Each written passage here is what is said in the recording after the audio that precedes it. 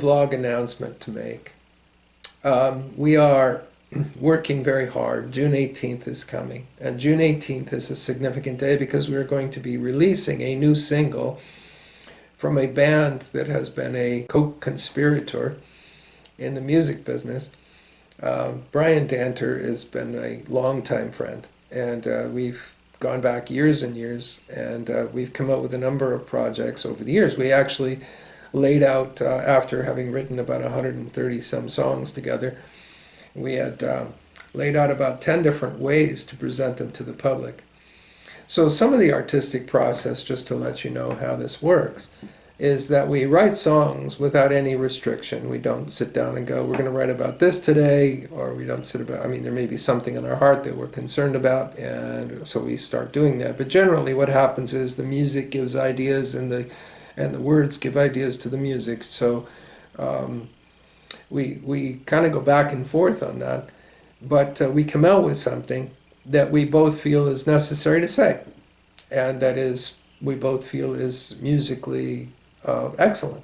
And so we produce a piece of music, and then we sit down and we go, now how do we market this to the public? How do we encourage people to have a look at it? Because if you do things that are too diverse, too far afield, that people won't, they'll just ignore it. It's like it's too difficult to comprehend, to put in a box, to make them aware of what's going on artistically. And so they tend to shy away from things that are disjointed in their effort.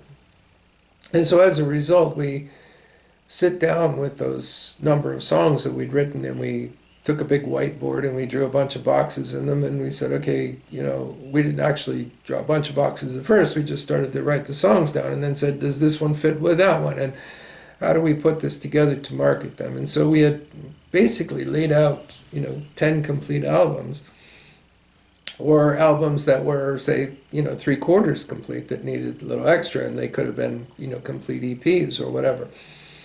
So we were working hard on some things, and we had eventually put together kind of an album designed to pick up musically where the band Tease, which is Brian's former band, had left off. Now the exciting news is that Brian is actually rehearsing with Tease again, that we're looking for the day when the restrictions come off and that he's able to do live shows again, and they're able to tour and travel. And so all those things are, possibilities in the future. Tease is a great musical unit, and, it's worth checking out. But what Brian has to say has changed. And so Tease is not 100% on board with that message. They're more interested in reviving the past than in making something for the future. Now, I can't speak for every one of the guys. That's not true of all of them. Some of them are very excited about the future, and actually are beginning to warm up to some of the new thoughts. But in writing music with Brian, which I've been doing for many years now, one of the things we came out with was in 2010, and it was an album called Trader's Gate. Now, Trader's Gate, we just started a radio push with some singles from it. We just started to, we got one ready, we had one in the can, and then Brian came down with cancer. That cancer was something that simply knocked him out of the game for a while. And fortunately, he has recovered. He's cancer-free now. And he's strong and healthy. And again, like I said, is rehearsing with Tease again. But at the same time, the projects that we were working on still exist.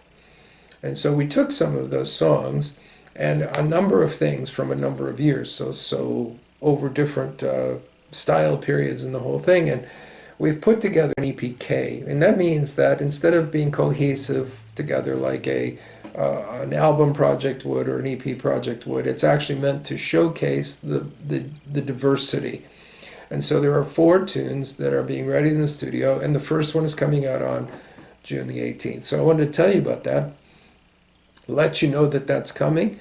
The song is called I'm Saved. It's got a very specific gospel message. I would like to describe it as kind of a Aerosmith before the rap kind of thing, Walk This Way type of a a song. It has that kind of a deal. Strong guitar, heavy guitar, very definite lyric that could be done in a rap way.